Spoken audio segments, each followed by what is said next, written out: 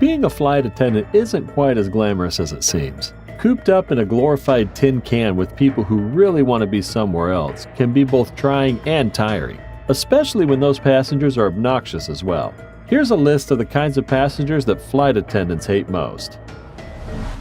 We understand it can get frustrating when you're trying to get the flight attendant's attention. You may have pressed the call button, waved, raised your hand, but you still didn't get the attention of the flight staff. There's one thing you must not do regardless of how annoyed you are, though.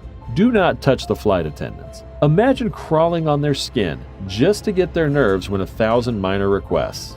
According to a recent survey by the Association of Flight Attendants, CWA, nearly 70% of flight attendants in the U.S. have experienced sexual harassment in their careers. 18% of the flight attendants surveyed said passengers have touched, felt, pulled, grabbed, groped, slapped, rubbed, and fondled them.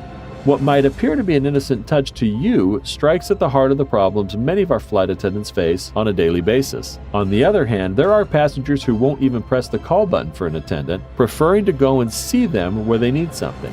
On some Asian carriers, this is usually greeted with surprise. They don't really mind you pressing the call button. In fact, this is always appreciated. Not wanting to be touched, grabbed, poked by passengers and fellow crew does not mean they are in the wrong job. It means that flight attendants are seeking to be treated as fellow human beings. Not respecting that means they are the wrong sort of passenger. Babies tend to cry a lot. They cry in the house, the car, train, and yes, planes. Usually this is not a big deal when flying, and flight attendants couldn't really care. But when a flight attendant sees that the parent is not doing anything about it, especially if the baby is really loud, it gets on their nerves. Moreover, flight attendants hate it even more when there is a crying baby in first or business class. The point of flying in these classes on the airplane is to sleep and relax in comfort, but when there's a baby crying loudly, the experience is ruined for everybody. In this video, a popular football team distracts an air hostess while reading out the safety announcement.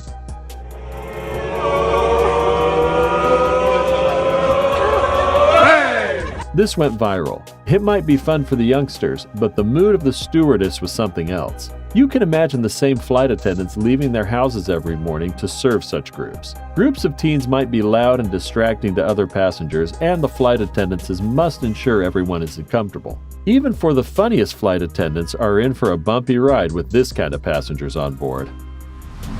Headphones were created for a purpose. Your fellow passengers don't have to bear with your taste of music or the TV show you pick. But, just as it is on the subway, some flight passengers opt for headphones that also serve as mini speakers, reaching everyone within a 5-foot radius. Half of passengers interviewed listed fellow passengers who played loud music or talk really loud as the worst spoiler of flights. The two things that flight attendants want for all passengers is safety and comfort. For almost all flights, passengers get where they want to go safely. This is all cabin crew's first priority. But when it comes to comfort, this is a different story. Some of flight attendants' worst nightmare are those people who kick the seat in front of them. Another thing flight attendants hate is the overly talkative and loud passengers.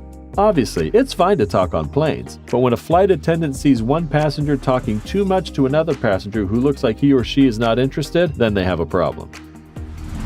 Cough. Demand for bottomless cocktails and shots transcends all other disgusting behavior. Since free alcohol is available throughout the business and first class cabin, a flight can easily turn into a wild party. A whopping 45% of passengers said they cannot stand sharing airspace with a booze hound.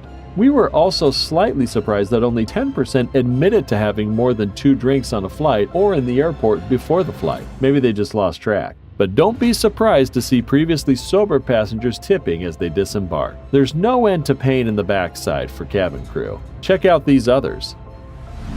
The galley of the plane is where the staff convene and prepare your food and beverages. Don't hang out there. It's just rude when someone is working a long shift dealing with over 200 passengers in various moods. I imagine it can get pretty tiresome, so give the flight attendant some peace and quiet to prepare your meal at the very least, or you may end up with a cranky member of staff. The galley is essentially the staff room, and maybe where the crew go to calm their frayed nerves after stomaching our nonsense. Dear Lord. Feet are apparently gross to look at in any case. A stranger's feet on your face in a plane is the worst. If you like to air your toes, please, not on a plane.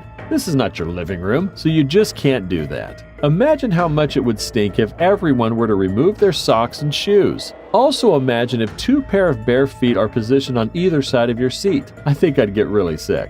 Poor flight attendants would have to continue smiling even when they want to shut their mouths, noses, and eyes. Could we all agree to keep our stinkers in the shoes? Share your sentiments in the comments section. Everyone likes pushing big red buttons and getting help and all, but please try and minimize your pushiness when on board a plane. The call button is there for emergencies. For snacks and pillows, you can raise your hand or wave, but continuously pushing the button for nuts will only drive the cabin crew nuts. There's no federal law that prohibits in-flight photography.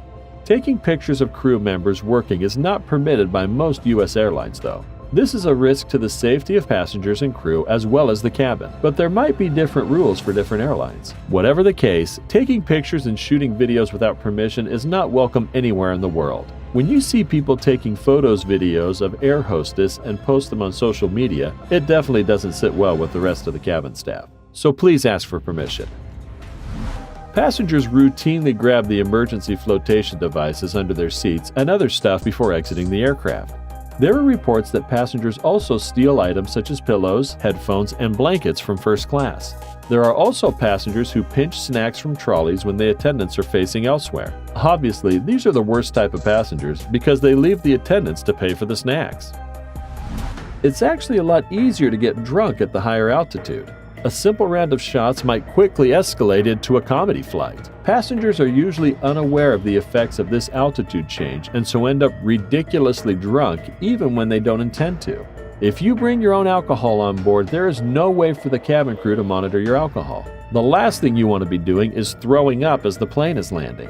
Your seatbelt will be locked so you can't go to the bathroom, and you will have to bear with your stinking self for a few minutes. Every reasonable person understands the presence and importance of priority boarding.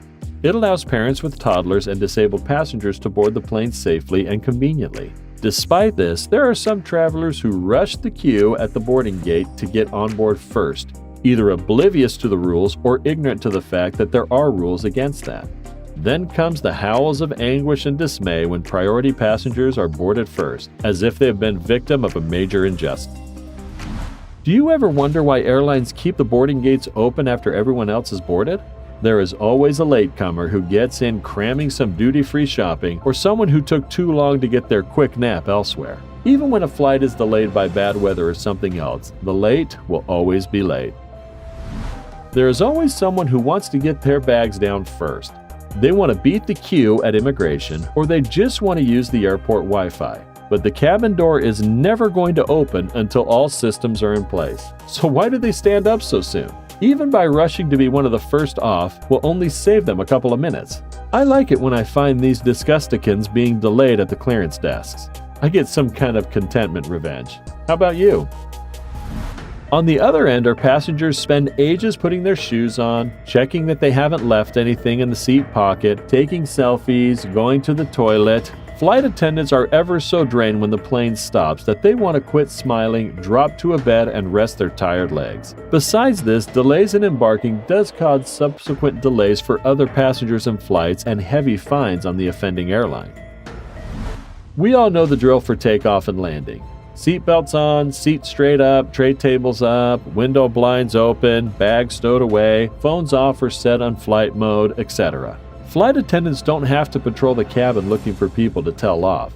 Passengers can make sure the cabin is secure for takeoff and landing for their own and everyone's safety. 90% of emergencies happen during takeoff and landing. In each situation, everyone has roughly 90 seconds to get out of the plane.